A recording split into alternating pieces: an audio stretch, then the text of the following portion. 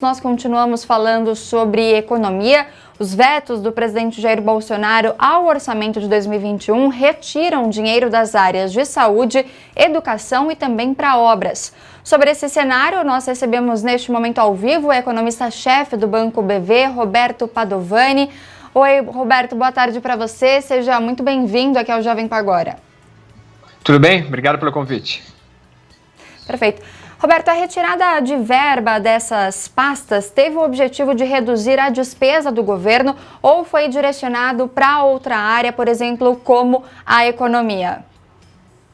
Não, acho que a gente vive um dilema no Brasil que as chamadas despesas obrigatórias consomem quase a totalidade dos recursos arrecadados. A gente gasta muito dinheiro com folha de pagamento, com funcionários aposentados, e isso faz com que sobre poucos recursos para a gente construir estradas, investir em infraestrutura, cuidar da saúde, da educação. Portanto, a gente vive um dilema no Brasil, que a gente tem demanda por gastos públicos, carente em muitos aspectos, mas a gente gasta muito mal esses recursos, muito mal esse dinheiro público. Portanto, o governo ele é obrigado a todo ano a realocar despesas para manter folha de pagamento, chamadas despesas obrigatórias, em detrimento de outros gastos necessários no país. Então, acho que o objetivo desses cortes, nesse momento, é cumprir as limitações constitucionais, né? A gente tem um limite constitucional de despesas, essas despesas são quase todas absorvidas por recursos obrigatórios, portanto, o governo tem que cortar na carne despesas. Isso é muito pior do que se fosse só uma realocação entre áreas, é simplesmente um corte, porque a gente não tem mais dinheiro para gastar. E qual que é a expectativa do valor destinado ao Ministério da Saúde diante agora da pandemia, né, no Brasil? Você acredita que esse valor que foi destinado deve ser suficiente para a gente conseguir passar por essa crise? A gente repetiu agora em 2021 um pouco da experiência do ano passado. A gente deixou uma parte desses recursos destinados à pandemia, não é só o Ministério da Saúde, mas também alguma ajuda para as empresas, para as famílias. A gente deixou esses recursos fora, como se fosse fora do orçamento, fora das regras fiscais.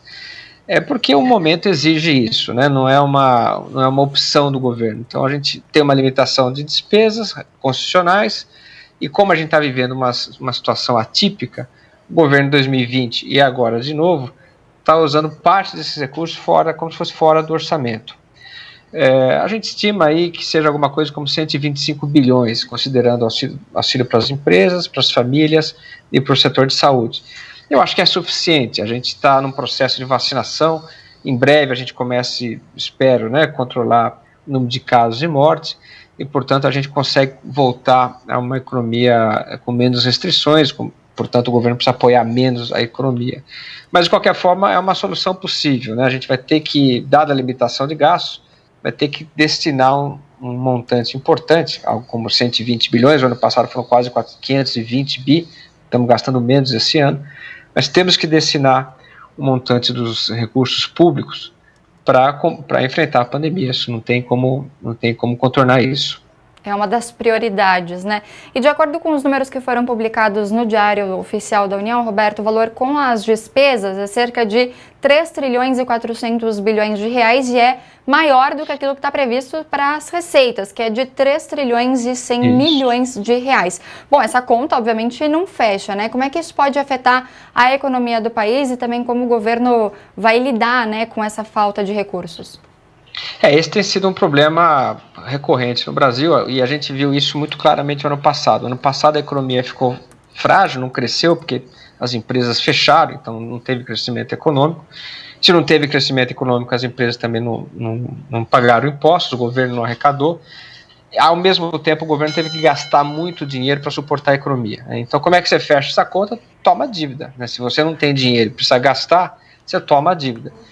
O governo se endividou muito ano passado, a dívida deu um salto, e esse movimento de aumento de dívida ele é compreensível. A preocupação é, a partir de agora, saber como é que o governo paga essa dívida, né? E o que a gente está fazendo esse ano é aumentar essa dívida, porque a pandemia está presente ainda. Então, o que provavelmente vai acontecer é que a nossa dívida vai continuar subindo, por um período, mas o governo ele vai ter que mostrar que esse aumento de dívida é um aumento controlado, pontual, porque se a dívida começar a subir todo ano sem parar, o medo vai ser que a gente repita a experiência argentina, nosso vizinho, em que decidiu simplesmente dar um calote nessa dívida. Se essa dívida continuar numa trajetória de alta, os investidores ficam assustados, tiram dinheiro do país, o dólar subindo pressiona o custo das empresas, isso acaba afetando a inflação, as empresas repassam custos.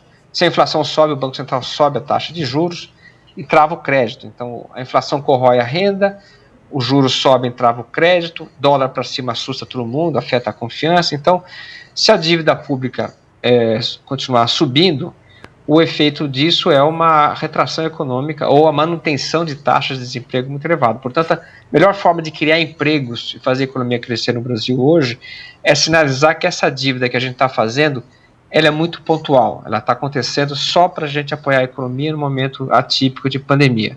Por isso que a gente tem que ser muito, muito controlado nessa expansão dos gastos públicos nesse momento. Parece que é exatamente isso que o governo tem feito. Perfeito, nós conversamos agora então com o Roberto Padovani, que é economista-chefe do Banco BV. Roberto, muito obrigada, viu, pela conversa, pelas explicações. Um ótimo fim de semana para você.